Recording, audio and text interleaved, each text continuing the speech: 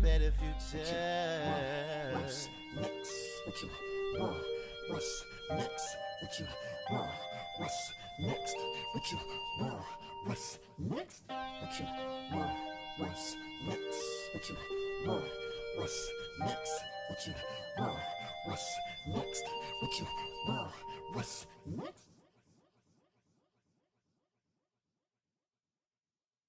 What you want? What's next? What you want? What's next? What you want? What's next? What you want? What's next? Sun feels like gold on my skin. I win. Another day to begin with my friends. Chasing the bag with a grin. Are you in? Let's do this for real. Don't pretend it's a better future. It's no surprise. I'm seeing it's all in your eyes. Yeah, baby, glowing real bright. It's a better future. As clear as the sky. I know if you're down to ride, then you'll be fine. It's a better future. What's next? What you want? What's next? What you want? What's next? What you want? What's next? Take it in hand, understand it's a go. You've always been there and prepared for the show. You're bright like them lights, it's divine when you glow. You remind me to shine, don't you know? It's a better future. It's no surprise. I'm seeing it's all in your eyes. Yeah, baby, glowing real bright. It's a better future. As clear as the sky. I know if you're down to ride, then you'll be fine. It's a better future. What's next? What you want? What's next? What you want? What's next? What you want? What's next? What you want? What's next? What you want? What's next? What you want? What's next? What you want? What's next?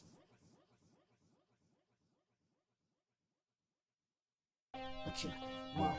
What's next? What you want? What's next? What you want? What's next? What you want? What's next? Sun feels like gold on my skin. I win.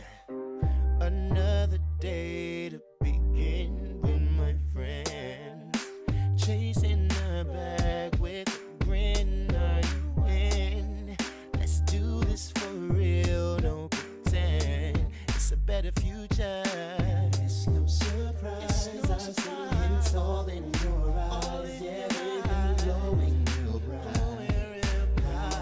It's a better future. As clear as the sky. I know if you're down to ride, then you'll be fine.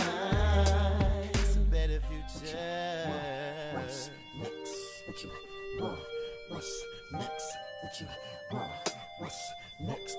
What you want? What's next? Take it in hand, understand it's a go. You've always been there and prepared for the show. You're bright like them lights, it's divine when you glow. You remind me to shine, don't you know? It's a better future. It's no surprise. I'm seeing it's all in your eyes. Yeah, baby, glowing real bright. It's a better future. As clear as the sky. I know if you're down to ride, then you'll be fine. It's a better future. What's next? What you want? What's next? What you want? What's next? What you want? What's next? What you want? What's next? What you want? What's next? What you want? What's next? What you want? What's next?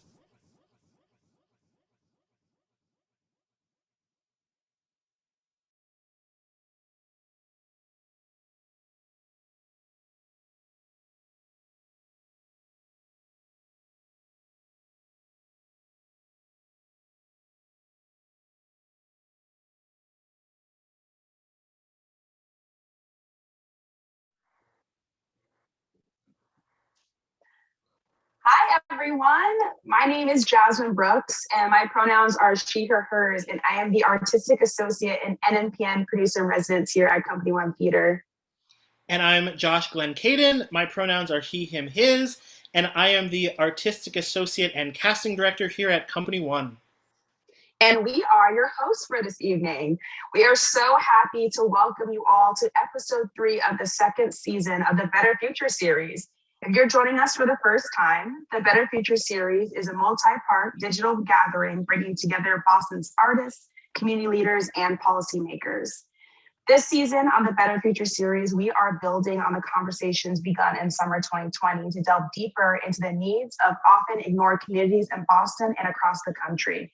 This season, we continue to celebrate the vibrancy and multiplicity of Black lives, experiences, and narratives as we highlight ways to build and invest in our communities, despite the systems that are actively trying to tear us apart.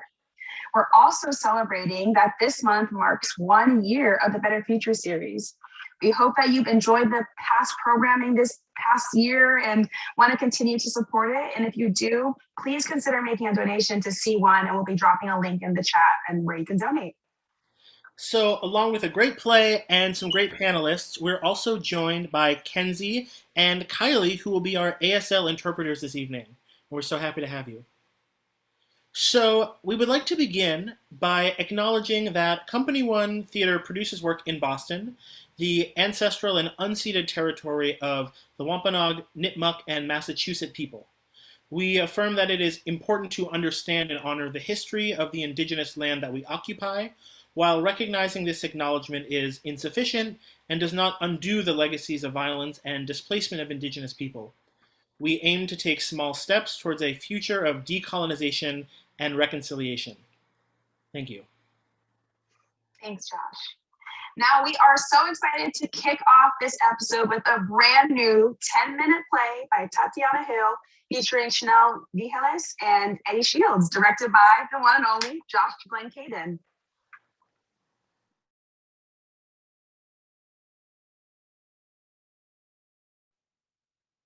Okay.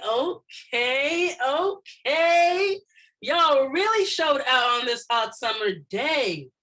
Everyone's looking sexy and colorful. Hello, and welcome to this year's QTPLC Pride Picnic.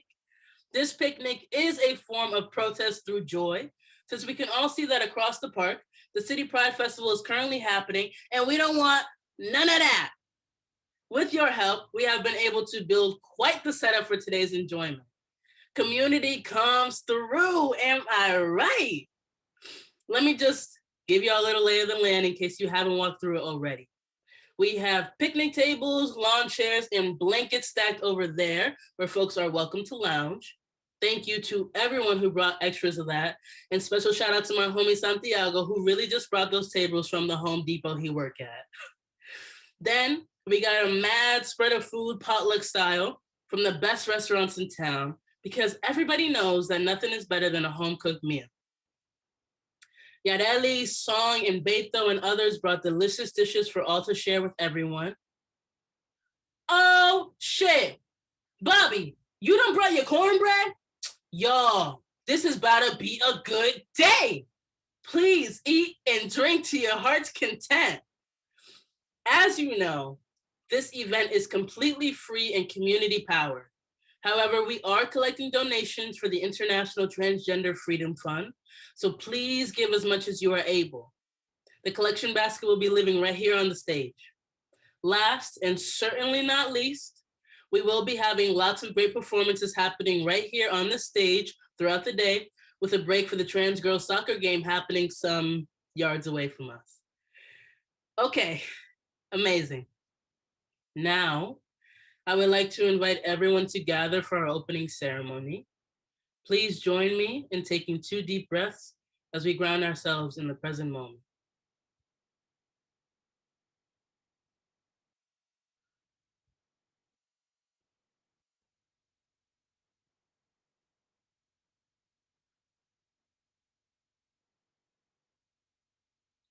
To your left, you will see an altar.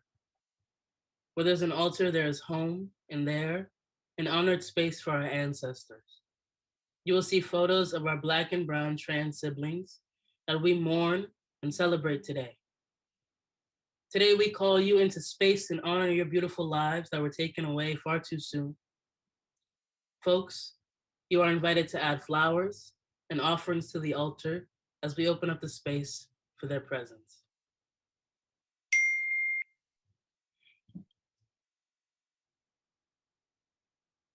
Yo, Tab, can you play some music while they build the altar? Thanks. I'll be right back.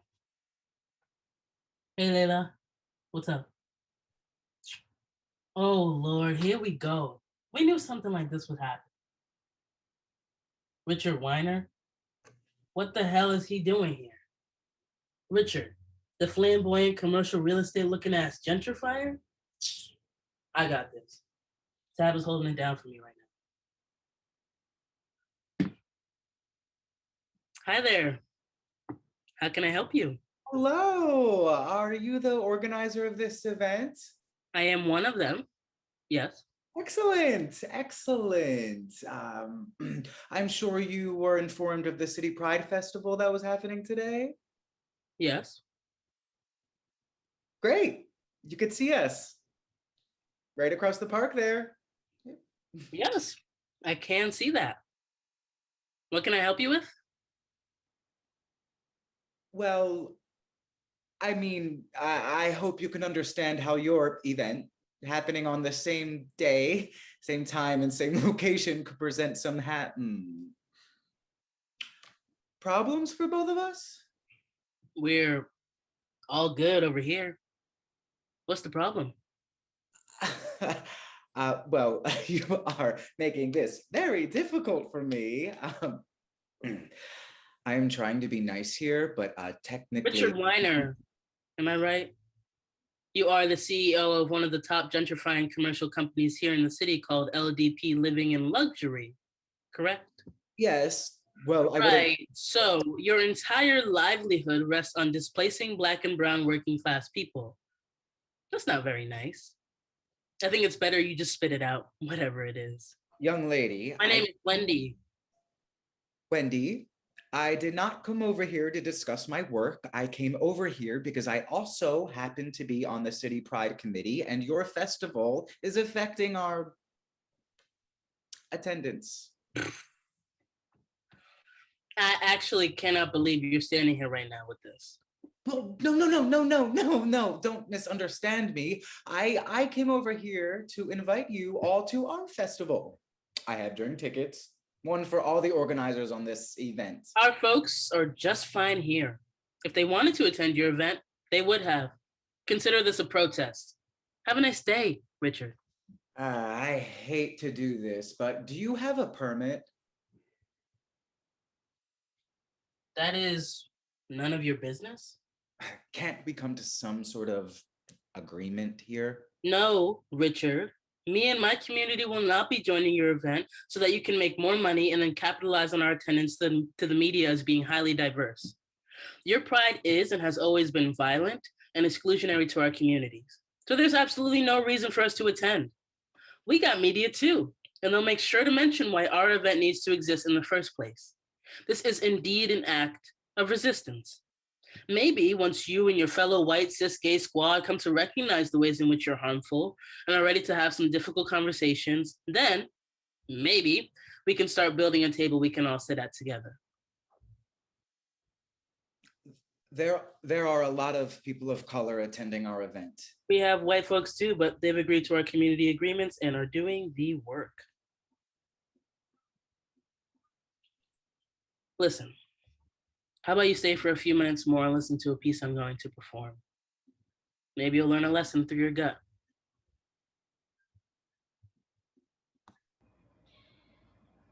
And now, Wendy will be wrapping up our opening ceremony.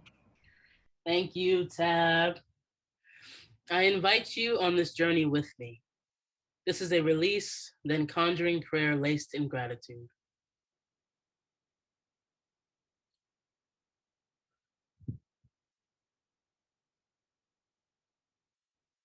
At the end of every day, I scrambled to collect and reconstruct myself. ran around inside my body with key in hand, unlocking all the cages, followed by a heavy, long sigh, gasp, scream. As I sat with the self and white cis het knife-inflicted wounds. Hello, my name is Wendy. Yes, like Peter Pan's Wendy. Yeah, go ahead, digest me. Butcher shop, steak tips wrapped in brown paper, and never forget the ribbon. There's not enough air in this room. There's no room for me to bloom. There's no blooming in this room. I swear to God, it's like tick, tick, boom. Suffocating, clapped ears buzzing. I can't spit no more. I can't talk no more. I don't want to be no more. Just disappear me to dust. But then, my heart seemed to burst.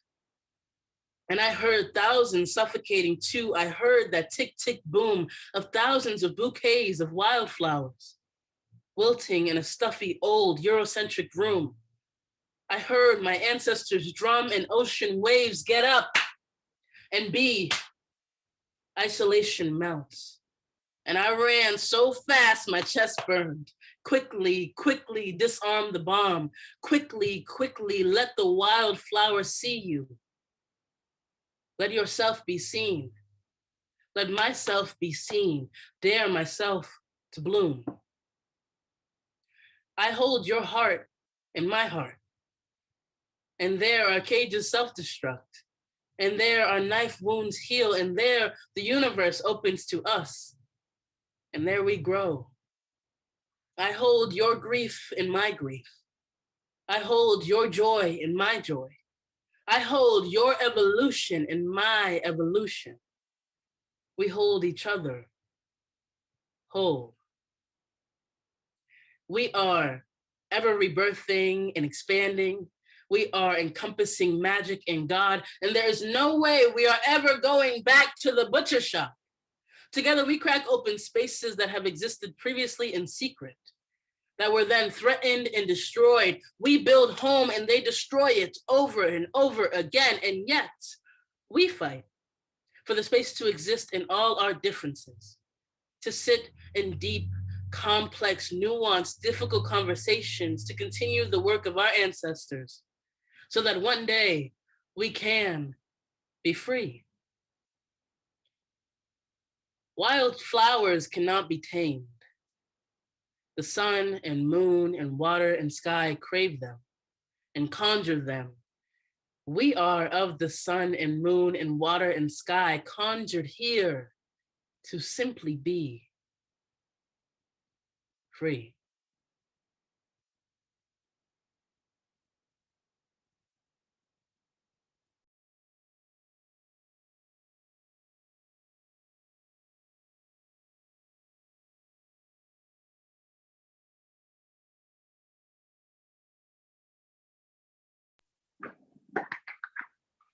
Amazing, amazing, amazing. Thank you so much, Tati, Chanel, and Eddie, for such a wonderful performance. All right, so we are going to get started with our conversation and introduce our panelists. So we have Tatiana Hill, Kaden Mohammed, and Dean Rollins Harris. And this is a great time for you all to turn your cameras on. So for full bios, you can visit companyone.org/betterfuture and learn all about these wonderful folks here. I'm really excited to hear this conversation. I'm going to pass it off to Jasmine, who's going to moderate our discussion. And during the panel, feel free to ask any questions you may have in the comments section, and we will get to some later on. Thank you. Have a great chat. Thanks, Josh, and thank you so much, everyone. Also, as a kind of a overview for tonight, if there are any hateful comments or anything like that are in the chat, we have a team. Just to let everyone know, we have a team that is making sure that the chat is not filled with those comments. And just to remind everyone that each panelist pronouns are next to our names at the bottom, so feel free to refer to those. But welcome, everyone. Tati, what an amazing play. I just want to kick it off with you and hear your process about writing that amazing piece and hearing responses from Dean and Kaden as well. Thank you so much. Yeah, that was a play. It happened. Yeah, so basically, Josh and Jasmine approached me and they were like, okay, do you want to write a play for us? And we had a really lovely conversation about queer belonging, about, all of the stuff that was going on with Pride specifically this summer, this year. And I was mentioning to them in that conversation that I've never liked Pride. It was a lot like it's always been a very similar feeling to like when the Women's March happened. When I went, I was like, oh, this is not for me. What is this? And so I feel like Pride, I've always felt a similar vibe in that way, especially in Boston. And so, yeah, I've sort of been feeling this for a while now, but I'm really happy and excited that, that these protests and that these conversations are coming into more of a limelight and that things have been happening specifically in Boston. I think they should be happening everywhere, but, we're starting the conversation. We're starting the action there. So yeah, that's kind of where it came for me is really, um, always taking a nuanced look at what's going on in our communities and not being afraid to go there and go there with love and sit in it and move through it together. So that's kind of where I was coming from with the play Wildflowers. Oh, that definitely resonated with me. Kaden and Dina, I'd love to hear how it resonated with you both. I love the Zoom game where like you're looking at somebody else like who's gonna go first? I win. Tati, I loved it. I loved it so much. There's so much truth in the question of like how do we occupy space in public for healing, and I love that. I love setting like that space for that, the intention for that. Um, the conversation about like pride doesn't feel like it belongs to people of color, specifically for me, Black people, is real, and thinking about like that conversation has been happening since the Pride was a riot, right? That's why, because there was no space for us. Um, and I yeah, I just think like it was like really in alignment with like so much truth in history. And then like constantly thinking about how do we heal from that place? Like how do we correct this fact that we don't feel like we belong in queer spaces all the time? People of color don't feel like they belong in queer spaces all the time, and how do we do that work within communities of color, but also how do we do that work in relationship to white queer communities as well? So like thank you for starting the discussion in this way. Yeah, Tatiana, thank you so much for that play. It's the second time I've been able to watch it, so I appreciate the opportunity to see it 2 times and really sit with sort of the message that's coming through there. And Dean, I appreciate your comments too. I think the two things that I would sort of say struck me the most are sort of, again, this feeling that Pride doesn't feel inclusive. But I think in particular, Dean, it's your comment that like Pride started as a riot because we didn't feel like we had spaces for us. And I feel like we've somehow like come full circle to like, we have Pride now, but like somehow it still doesn't feel like it's a space for us, right? Or that it's a space that's inclusive. And I think the other thing is, as a trans person, sort of the comment about not always feeling included in queer spaces, I think becomes amplified for me, like not just because I'm a person of color, but also because I'm a trans person, and sort of the way that that identity is either erased and sort of like completely passed over, or is sort of like intentionally marginalized, whether that's in the specifically like the context of Boston Pride or just like the context of sort of existing in the world, I guess. That's great. Thank you all for your response. I feel like this is such a great place to start from, Tati. So just another like a moment of gratitude to you. But I wanted to have a moment for you all to kind of say who you are and say how you all work within queer empowerment and liberation, how that is central to your work, and just to hear, a little bit about all of that. I'm happy to go first this time because so I think for me personally, um, I am the chair for the Massachusetts Transgender Political Coalition, but really this work is central to everything that I do. As my full-time job I'm an HR consultant, and so I do all of my work in that context through a diversity, equity, and inclusion lens, and I'm often, having those conversations with people about being inclusive to people of color and being inclusive to queer and trans people and being inclusive to queer and trans people of color. So, I think it's sort of, I always say, like, I feel like a lot of people are sort of like professionals that are queer, but I get to be like a queer professional and a professional queer, right? Like, so I would say like it's central really to everything that I do. I think in the context of MTPC specifically, we're really focused on our vision of a world where we see, all trans people, all non-binary people, all gender expansive people living in a world that really values them, that celebrates them, where we're able to like fully participate and actually thrive in like all areas of our society, right? Where we can sort of actualize our full potential as people. And I feel like there's so many things that sort of are barriers to that. I'm sure we'll talk about many of them today, but I think for MTPC, like that's what's central to our work, is keeping that vision of that world in mind in everything that we're doing. And then I would say for me personally, it's just the fact that like, this is who I am. I live this every day, right? I can't sort of escape that, and also have sort of decided to dedicate my professional life and my like service life also outside of my professional life to doing this work, just because I don't see like, I guess I don't see an alternative to how I would spend my time, right? It just like, if we want to get to that world, right? If we want to get to that vision, like this is the work we have to do. So it's really central to everything I think I do. Thank you, Kaden.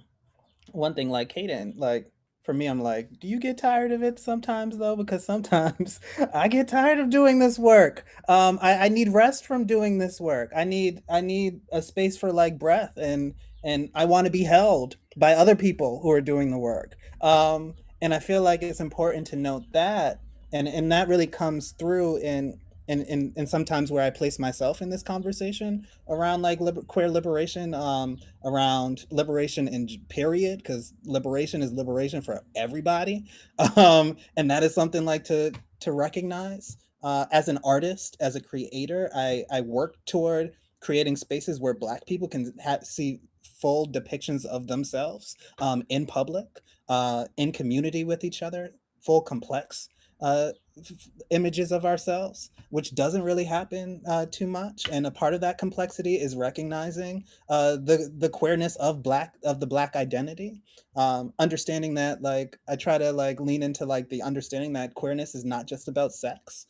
Queerness is not queerness is about race. Queerness is about feminism. Queerness is about class, politic. Like, queerness is about all of that. And when we talk about being radical, we're talking about being queer. We're talking about approaching something from a different lens or angle. So like, as I try to like create, when I say I create these queer spaces, that's what I'm thinking about. How is this artistic space that I'm trying to develop or trying to facilitate? How is that space radically different from what the systems that are in place already?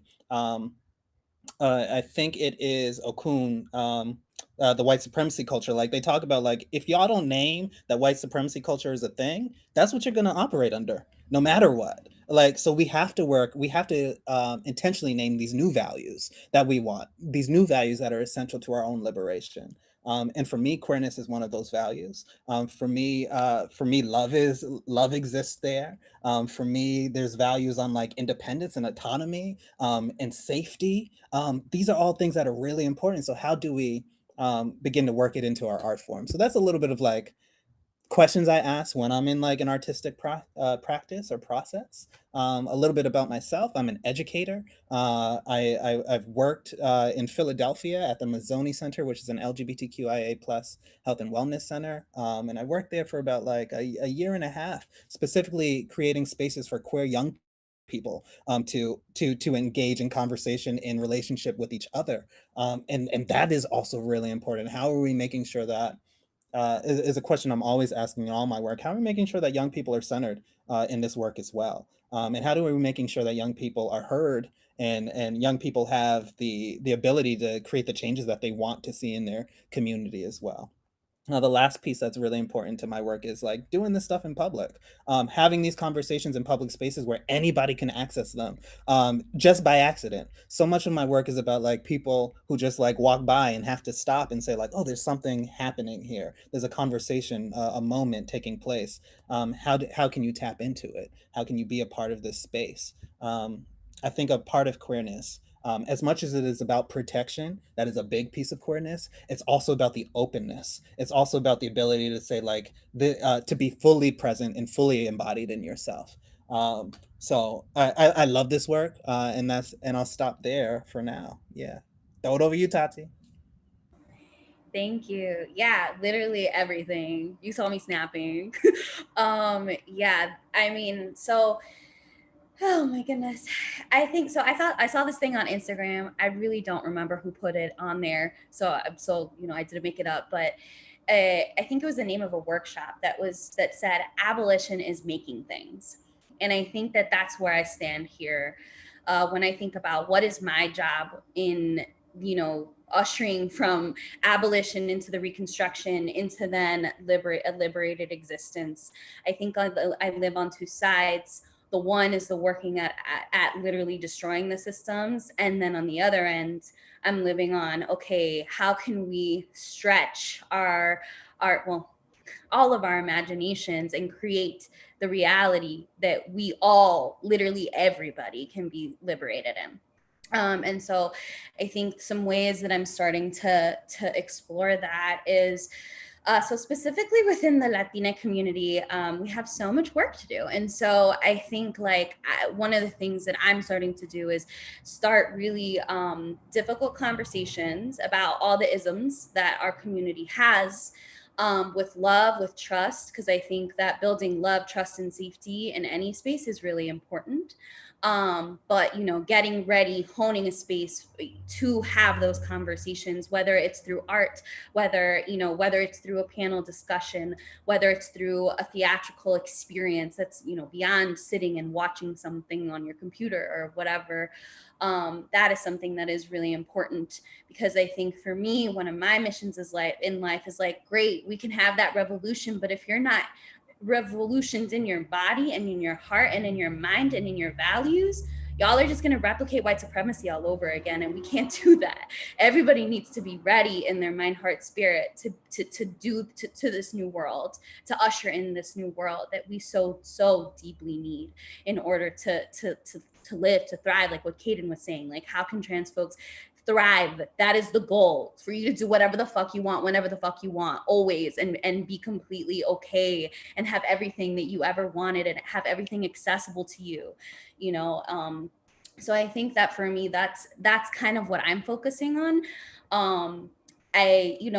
Right now it's taking the form of writing, and acting, I think, as also, and dramaturgy, which I think is pretty much where I'm developing the community-based aspect of this, because for me, my vision of a theater is something that's like deeply community-based, that is powered by community, that is about community, that is for community. So we don't even need to think about those grants, because community is funding community is showing up. And it's not just for the joy, it's not just for the celebrations, it's also for the hard parts, to dig in there, because conflict is really just a pathway to deeper understanding, and a pathway to deeper, basically holding each other in that deeper space, which takes lots of bravery and work.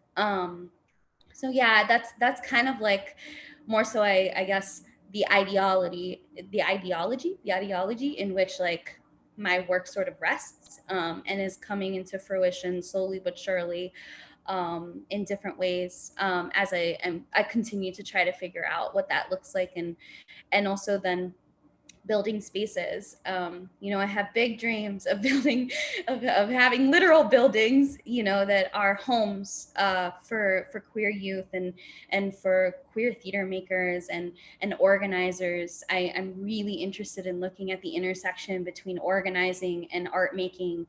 And, I don't know if any of y'all were looking at all of the protests that were happening in Colombia, but lots of folks, lots of organizers in different countries, it's like multiple theatrical events that are happening in the streets, and I think a lot about that. How can we bring that here to our communities as well? So those are the things that are on my brain, and that I'm working on. Wow, thank you all so much. I love to hear where you all kind of enter this conversation, and I'm just blown away. First question, already blown away. But I love the kind of thread that we've already kind of started to talk about with spaces, whether that's like a literal or like metaphorical space for queer people, queer BIPOC people. I kind of want to like get specific with your like different projects that you're working on, and how can we build upon the spaces that you're already working on, and really like do what we want to say we do with creating more queer spaces, whether that's like tearing something down and building something new, or if it's like starting a new thing that is like away from something else. So I know, Dean, you have Traces Remain, and there's so much with NTPC. So I just wanted to like give you all like time to talk about creating spaces, and yeah.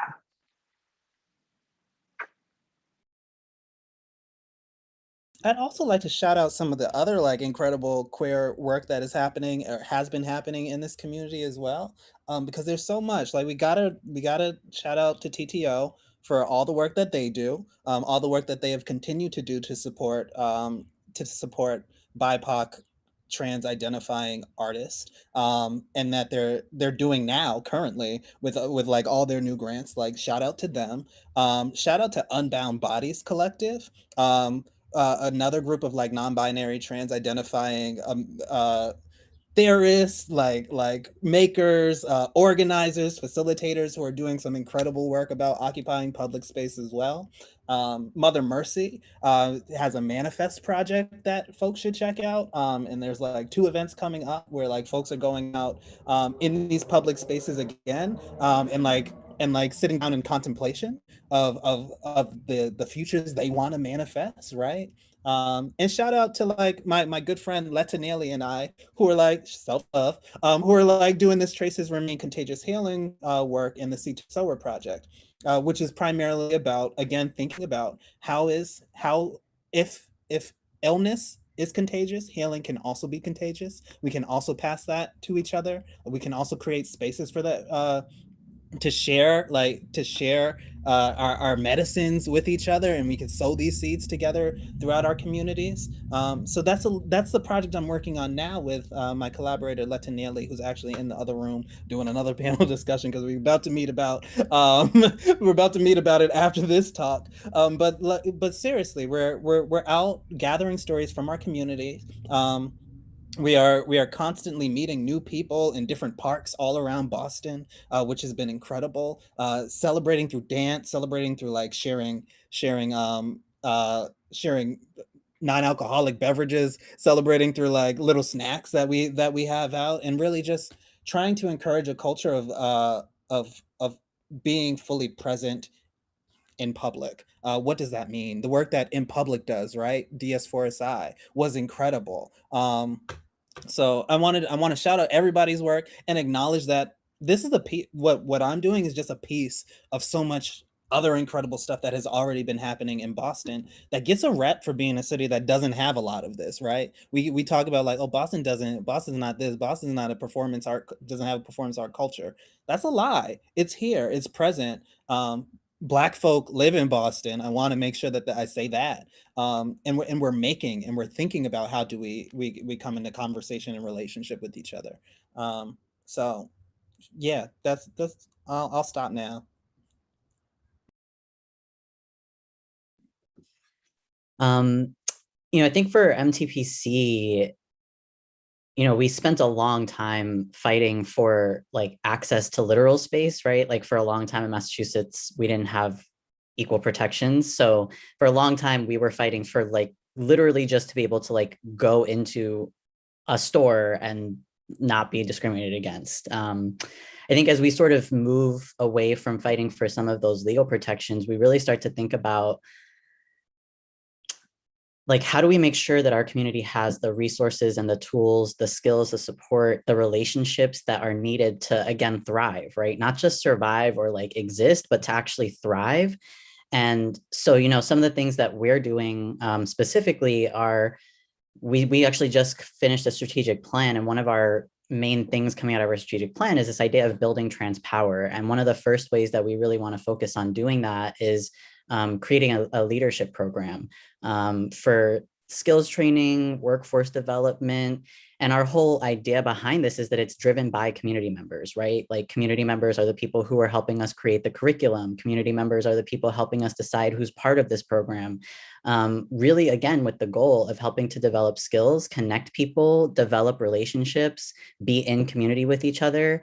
And really like this idea to like build leaders, right? Because I think particularly in the context of the like work that I do with MTPC and in my full-time job, like I work with organizations, right? And I think what I see a lot of these organizations is like very well-meaning, but like they're mostly white leaders, right? And they're white, cisgender, straight leaders who, as well-meaning as they are, like are not us, right? And like they are not serving us the way that we could serve ourselves and our own communities. And so, we really view that as being a key, is getting trans people to be able to do the things they want to do. Like if you dream of being like a lawyer, like you should be able to be a lawyer so that when a trans person needs help, like you can help them, right? Or whatever it might be. So that's one thing we're really focused on. Another thing is, we're really big on education at MTPC. We spend a lot of our resources doing education, and the reason why is because like trans people are everywhere, right? We exist in all of these institutions, at all of these organizations, we're operating within all of these systems. And I have a lot of issues with these systems. I have a lot of issues with these institutions, but for what it's worth, like that's where they are right now, right? And so we invest a lot of our time in going into those institutions, going into those organizations, going into schools or universities or whatever it is, and educating, right? And figuring out how can we make this a more inclusive environment, a more responsive environment to the needs of trans and non-binary people, to the needs of people of color, of BIPOC people, and create more supportive environments where we're not hindering the ability of these people to thrive, right? We're not hindering their ability to reach their full potential as human beings for reasons that are like founded in white supremacy or patriarchy or transphobia or whatever it might be.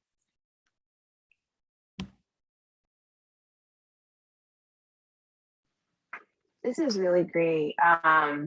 And you all are making me want to kind of switch to youth a little bit, because we've been starting to touch upon like next generation and ensuring that youth are protected and have resources and all that good stuff. So I just wanted to like just hear a little bit more about what you all are doing when working with youth. Tati, you have written a children's book and thinking about like, representation in children's books and all the ways that we can like support queer and trans youth as well. Yeah, Little Bunny / and/or I guess Conejite. I wrote the book in both languages. Is about a little bunny who's non-binary and who recognizes their special power. It's like basically like their journey to recognizing that they're like incredible, basically. And yeah, I think, it's a story that's also a poem. I'm sure that anyone who's at least read or seen anything of mine, every play or anything has poetry in it, because I was a poet first, and so or am still one. And yeah, the book is meant for children, and it's also meant for their parents, and it's also meant for your inner child as a queer. And so that was my intention. And I think, one of my friends who had read the book, one of the things that they said was that, there's something really powerful to have such a pure, sort of like beginning of life story that you're looking at when you're potentially a kid, and to already, to see these stories in an empowering, fun, beautiful light from like the get, right? Since you're like learning how to walk or something. And so I think like I truly, truly believe that like the youth are like y'all are the future, y'all are the hope. Like we're out here, like, yes, we're working, but we're working for you. And so I guess like that book. Oh, and then the fact that I also wrote it in Spanish. The Spanish speaking community has been going through the conversations around language, because everything is gendered in the language, for literally no reason. And so like literally a chair, why? So like, we're having these conversations now where we're replacing. First we had the X, and then we were like, wait, who came up with that? That's not right. And then we were like, okay, so now we're having the conversation of putting E instead of like A or O, to signify a gender of some sort. So I thought it was really important to also write it in Spanish and include those spellings. And also in the book, it includes like an example, sort of like a little sort of like sentence example of like how to use like they, them pronouns. And then at the end of the book, there's like 3 sort of like more intensive resources, because it's just a 16-page book, so you need more things. It's just the beginning of the journey. So yeah, it's like my first sort of like smaller contribution to begin those conversations as early as possible. Yeah.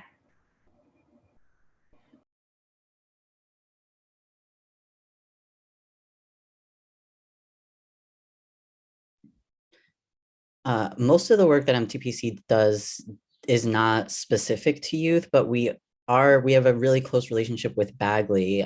They're actually our fiscal sponsor, so we work really closely with that organization. And we do sort of put on a youth summit with them, which really is an opportunity for youth to come together, build community, access resources, participate in workshops. It's a chance for youth to sort of explore their identity a little bit with other youth that are questioning their identities. It's a free event. So again, thinking about access, right, for our community. But again, I would echo what Tati was saying about sort of the importance of investing in our youth and recognizing the value that they bring. And I think the ways that they think about things that are different than the way we think about things as we get older. And, I think we as an organization too have been thinking about our steering committee and how we can sort of be more inclusive as a steering committee, not just in terms of sort of our gender identity and our race, but also in terms of thinking about like being more intergenerational, right? So having not just youth also, but having some folks that are elders be part of our group more so than they are now, to build some of that intergenerational connection as well, because I think that's also really important. Yeah, and I'd only I want to, Kaden, you mentioning like the value that young people bring in, Tatiana, you mentioning that same value is really important.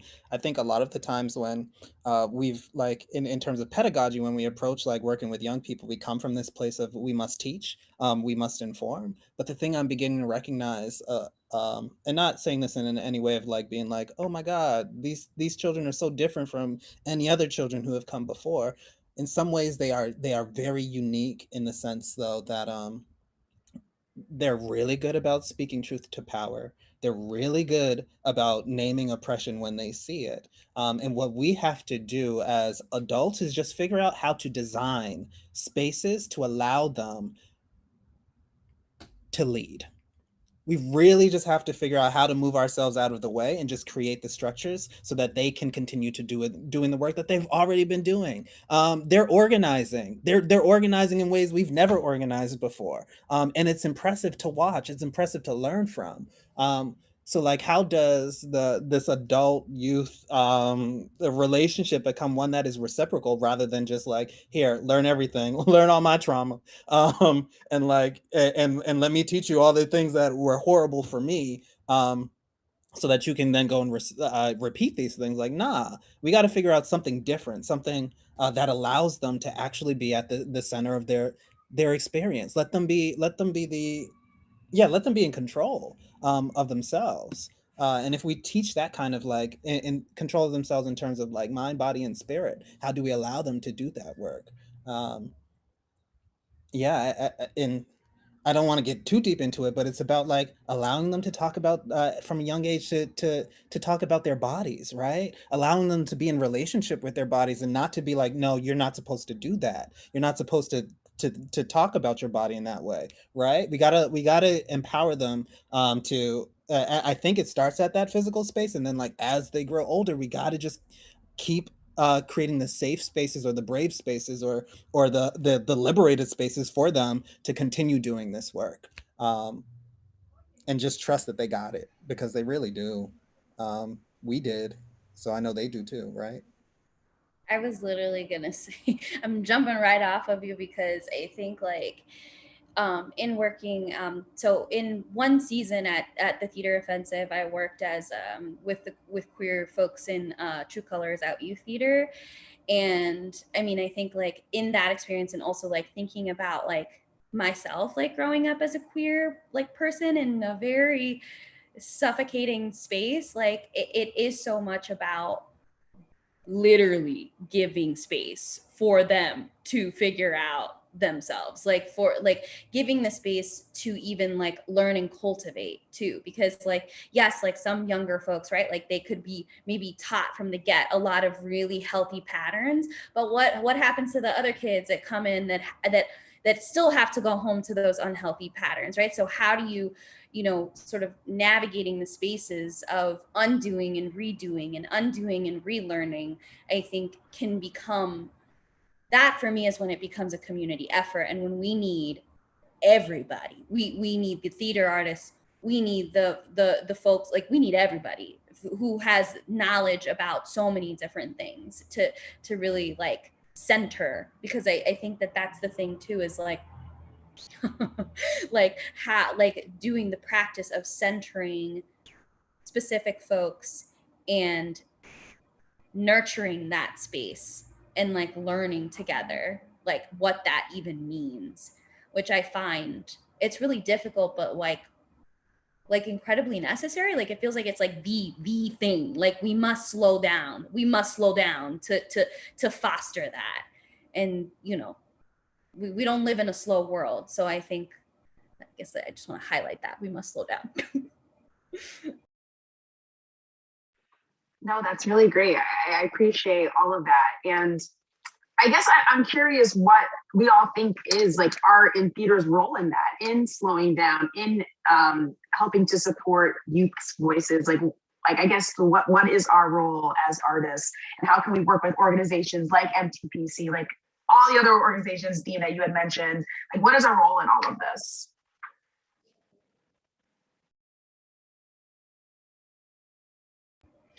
I mean, I feel like that's the journey. Like I feel like that's the journey of, at least that's my journey. I'll say I feel like that's my journey as an artist is figuring out slowly but surely, because the frustrating or excellent thing about life is that it's going to keep evolving. Like us as human beings are going to continue to evolve, the work is going to continue to evolve, the world, everything is going to continue to evolve. And then like as a default, I think that the answer to that question will then also be evolving. But I think that like, and I kind of said it before earlier, but I think for me right now, where I'm living as like, what is my role, to go back to the play, you know, there's something that Wendy says to Richard, where it's like, you're going to learn a lesson through your gut. We're not having a debate. You're not going to read a book. You're not going to read theory. We're not going to go for a walk. No, you're going to listen to this really emotional thing, and hopefully it'll hit you here, and you will start to understand in a way that doesn't include, it's not using words yet. You're not using your mind. It's not there yet. It's here, so that you can start to have that conversation or feeling or empathy or whatever it is that comes up, right? A deeper understanding in some way that isn't just that isn't in those other ways that I just mentioned, right? So I think for me that like Dean, when you started to talk about like healing spaces and ceremony, I think for me as a theater artist, one of my dreams is to create is to transform every theater experience to be a ceremony. How is it a ceremony? How is it one step closer to healing in whatever way towards whoever the intended audience is, whoever we're centering in that space. Because the more we heal, the more we can move forward and be ready to live that liberated existence. So that's where I'm living right now. Maybe it'll change in time, but that's where I'm at. Yeah, I'm living there too. I'm living in that, in a lot of those questions. I'm living in a lot of those questions. Um, I I ask that we allow queer people to be complex. We allow our stories to be, like you said earlier, we allow our stories to be about joy, but we also allow it to be about the work, and the difficulty in doing this work, in being queer trans people. We like allow us to have that space to do that in any art, in any artistic environment. Um, I ask that like I ask that we as theater makers begin to understand the power and labor we have to make changes, because sometimes we forget that like there's a lot of us who are workers and who work at these organizations, and we have the ability to make a lot of cultural shifts as it relates to payment, and fair wages, as it relates to working conditions and how we choose to work, and what we allow ourselves, because we take on a lot and we let a lot go as artists, in our various organizations and like capacities. So how do we begin to recognize that we are valuable? Like all of us bring value, to the places we work for and work at, or even if it's for ourselves. And how do we begin to really question like, what is our labor movement? What is an artist's labor movement, and what does that look like? And how do we radically think differently about the ways that we are coming together? Yeah, I think a lot of next steps for artists, live live in that, live in us of really kind of like piecing together, how do we want to be treated every single day, um, and what quality of life do we really want to live? Because the quality of life that artists have lived, um, for a while now, it ain't it. And we despite bringing so much culture, despite bringing so much joy, right? I can't imagine a world without artists. I can't imagine a world without creators. This world wouldn't be here if creators didn't exist. So how do we really begin to value that labor, um, in terms of money? For real though, give us money, y'all, all y'all YouTubers, money.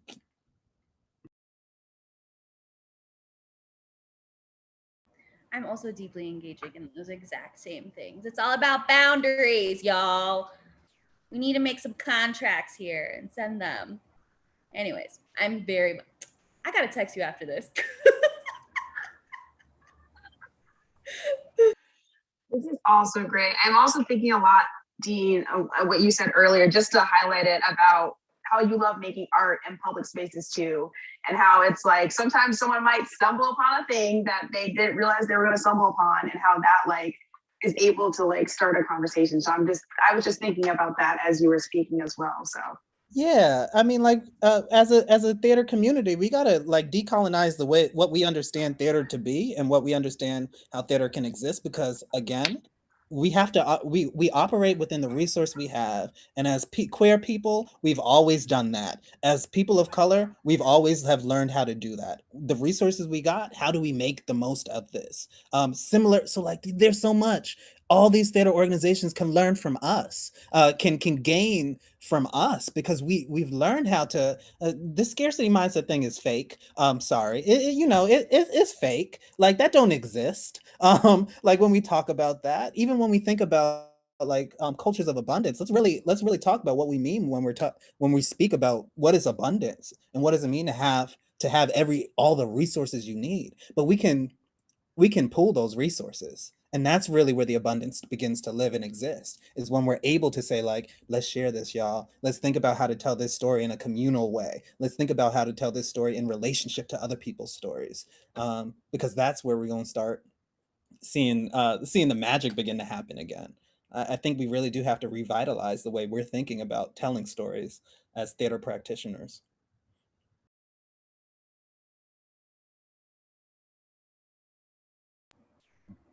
Yeah, I also like I think about that all the time, and how like for example, before it got postponed or canceled, not sure, Eddie Masonette, shout out, and Letta, shout out, we're working on a devised piece that was gonna culminate in a play based off of basically Eddie and I going around and hanging out with 10 different people for hours, talking about the gentrification that they experienced. And that was going to be a theatrical experience. There was going to be food, there was going to be it was going to be a whole thing, it's just like, I'm just so tired of sitting in a chair and looking at something like a spectacle in that way. And so, I think theater is community, period. Now we got to start acting like it and figure it out and start listening to each other about what that means, and make space and take notes. Like you said, Dean, they could learn from us. Are you listening to us, please? Like, oh my gosh, you all are so great. I'm here just thinking about how you all have such like a wealth of knowledge and gifts that you're all giving us that just is so great. And I'm just curious about thinking about youth and thinking about all the things that you all are talking about, how you've kind of like grown into these roles, and how have you like kind of take like a lot of your work feels both personal, like you're doing this because of personal experience or what have you. And I guess I'm just curious, like, any advice you might have for someone who, like a young person that is trying to get involved, any advice for maybe not a young person that is trying to kind of work from personal experience, to hear, I guess, yeah, just that journey that you've all been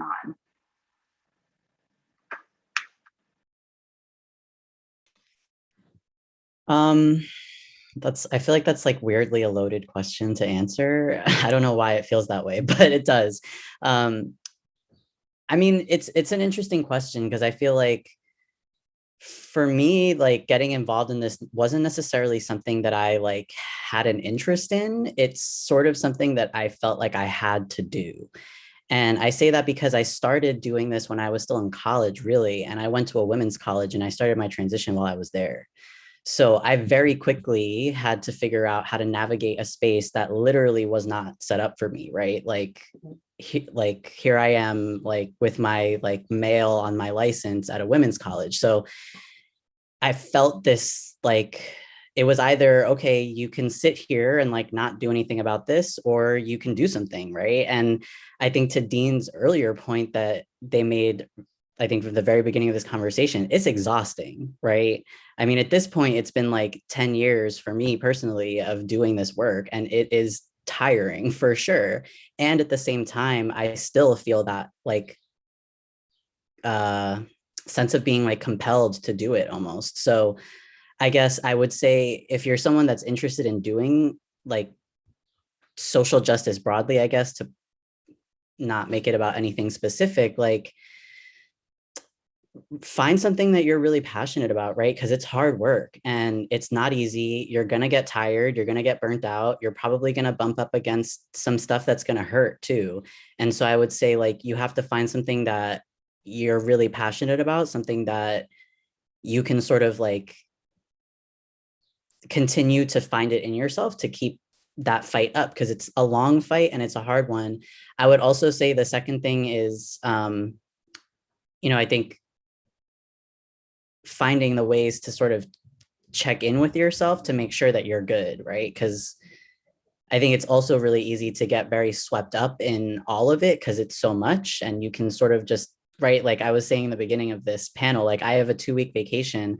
I have not taken a vacation like more than like 2 days off in a row, even in the pandemic, like in more than a year. And it's just because like it just snowballs, right? And like all of a sudden it's a year later and I'm like, oh, like I feel so tired and exhausted and burnt out from doing this. And then I think about it and I'm like, oh, it's because I haven't like taken a break for myself. So I would say those two things would definitely be my advice, would be like, find the thing that you're really passionate about, find the thing that you can like, that you're excited to get up and do in the morning, right? For me, it's hard, but I'm excited because I know that like it might make a difference for that one person at that organization. It might make a difference for that one person who has never seen another trans person, right? And then find the ways that you can sort of check in with yourself and the people who can help you check in with yourself that can sort of support you in that. Kaden, like I have a friend who's trying to get me to see a rest coach. And like, but for real though, I'm like, it's been a long time since I've had a vacation. And as an artist, we forget to do that. As an artist, it's important to take a vacation, and that does not mean residency. That does not mean like I'm going someplace to like think about my art some more. Like, no, just take the vacation. It'll be okay. I'm saying that not for you as much as I'm saying it for myself. Other than that, like some things that have worked for me, and I don't want to like direct this toward like a young person do these things, like nah, like for me, what's helping me a lot right now. So if you're older, if you're younger than me, if you're my age, this is helping me strategically thinking about what does rest mean. That has been really helpful. Contemplating what home, and envisioning and remembering and yeah, imagining what a home feels like. And keeping that kind of like value in my practice or in my mindset, like what do I want, where do I feel at home, and what does that mean? And how do I find peace in that? Self-forgiveness is a big one. Like constant, like, yes, we're gonna make mistakes, we're gonna make errors, we're not gonna do everything right. And I had to begin to like allow myself not to be perfect, which was hard, y'all, but I had to figure out a way to allow myself not to be perfect. Because that was something that was taught to me. I always had to feel like I had to do more. So like, how do you really give yourself the peace of being a human being and viewing yourself as a human being, and like just understanding that we're all radically different and all complex. So that's some of the stuff that has been helping me a lot. Is taking that time and finding the community, finding a community of people that you could sit with and talk to and say all the stuff that is messed up, and say all the stuff that is empowering, and just having that space to having someone that you could do that to. Shout out to my partner Markel Norton, who's off somewhere else in the world right now, who has been able to provide that love, like really identifying what does love feel like for you, and be in search of it. And it's okay, like it's okay to be in search of it and finding it, and find it in new things. Allow yourself to leave, to explore the world too. I think that's the last piece for me, is being able to see the ways different parts of this world operate, and seeing the similarities in that as well. I know it's difficult as people of color to feel comfortable navigating space and navigating this nation alone. Like there's some places I'm like, I will never go there because I know what that means for me. But getting over that fear and allowing yourself, figuring out ways of protecting yourself in those spaces, but allowing yourself the opportunity just to explore. I wish, as queer trans people of color, we have that same ability. Um, do it with your friends. Yeah, do fun shit with your friends.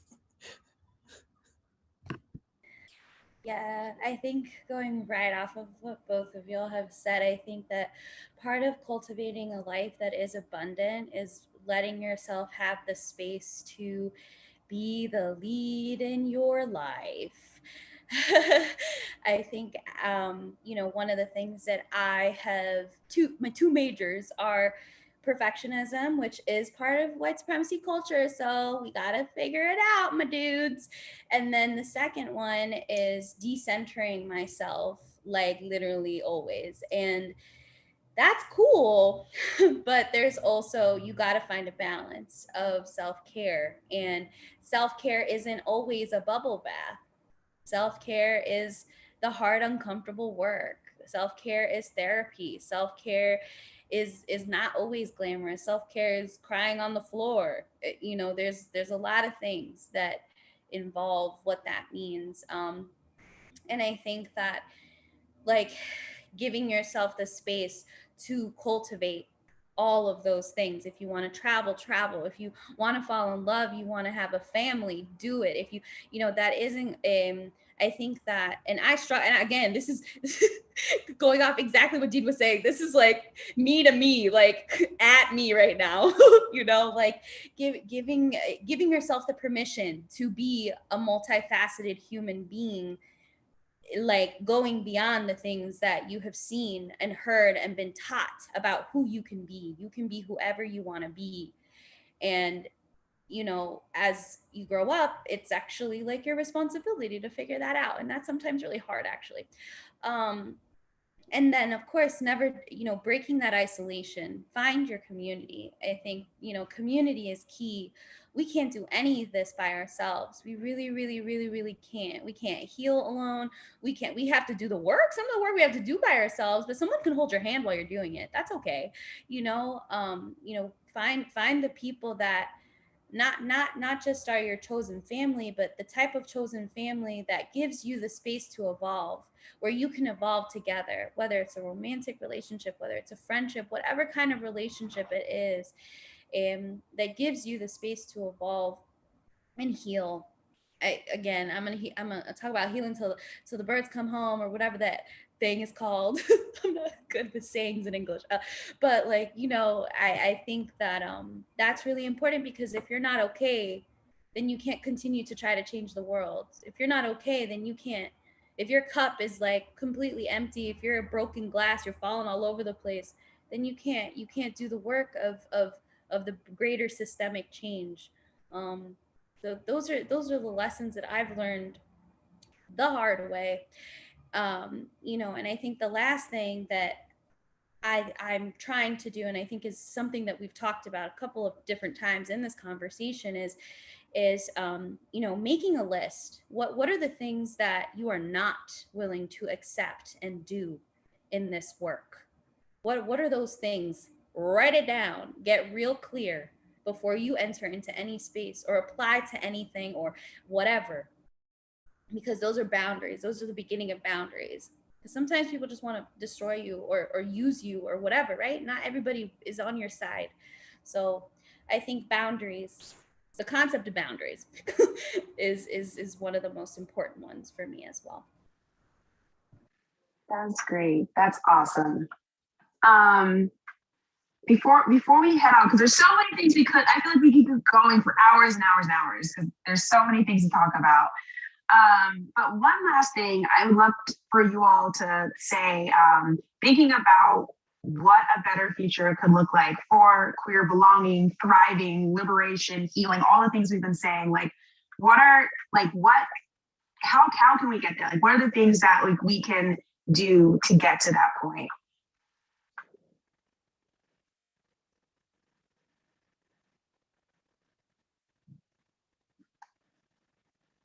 And I was like, well, another loaded question. I'm filled with them. Well, I feel like everything that we just said I feel like will be helpful towards the liberation, like getting there, resting.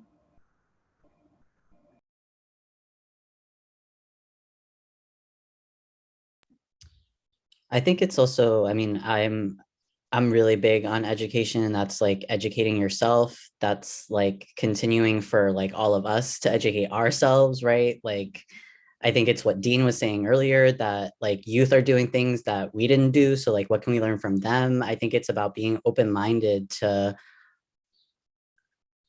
a different world, right? Because like what we're talking about really requires us to make these like truly radical changes that almost flip our society on its head in some ways, right? Because we're talking about completely altering the fabric of which our society was built upon. So, I mean, I think it's like you got to be open-minded to like operating in a different way, to like interacting with people in a different way, to thinking about things in a different way. And that's not just for people that are perpetuating some of the more egregious things in our society. It's also for all of us as well, because I think we all can learn from each other. So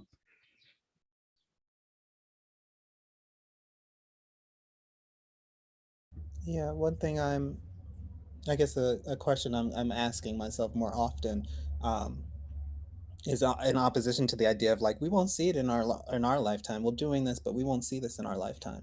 But the climate is changing in our lifetime, right? The world is hurting while we're here. What if we believe that we could actually do some stuff in our lifetime, right? What if we actually believe the power that we have as individuals to affect change? Um, yes, and yes, we're preparing a world for our ancestors. We are doing that, but like let's also recognize that let's prepare this world for ourselves as well. Let's figure out a way to do this for ourselves. It's okay to think about yourself sometime and do it and take that space to do it. But also like understand that and thinking about yourself and thinking about your own positionality, understand that in relationship to the community. Like how do you being your best self better serve this community?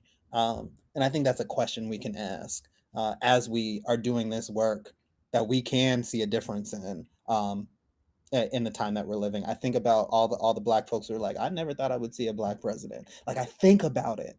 I never thought I would see the first woman vice president. Right? We live in a world where people don't imagine these things, and then it happens because we know that it's possible. It all is possible in our lifetime. So create that world now. That's what theater is about. We create those worlds, even if it's just temporarily. But we found a way to do it, and we can continue finding ways of taking what happens in that black studio, right, and moving it into our day to day lives.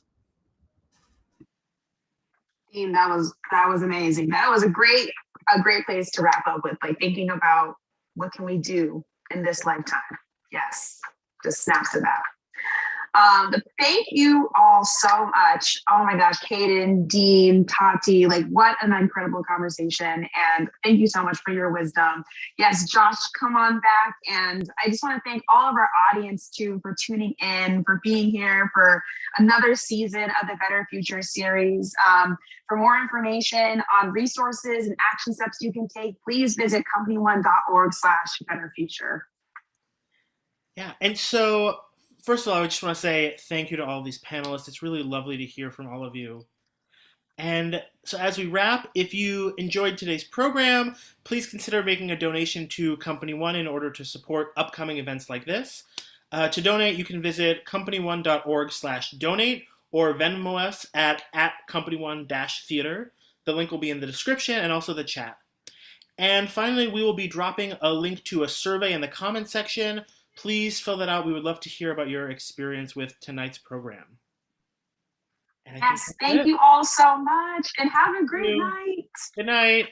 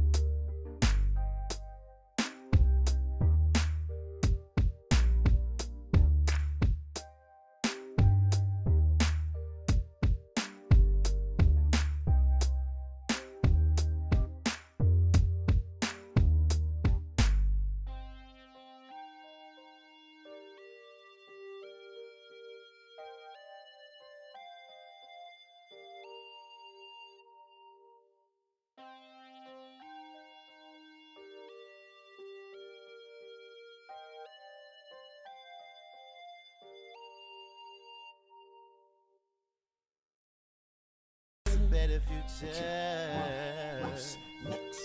What you want? What's next? What you want? What's next? What you want? What's next? What you want? What's next? What you want? What's next? What you want? What's next? What you want? What's next?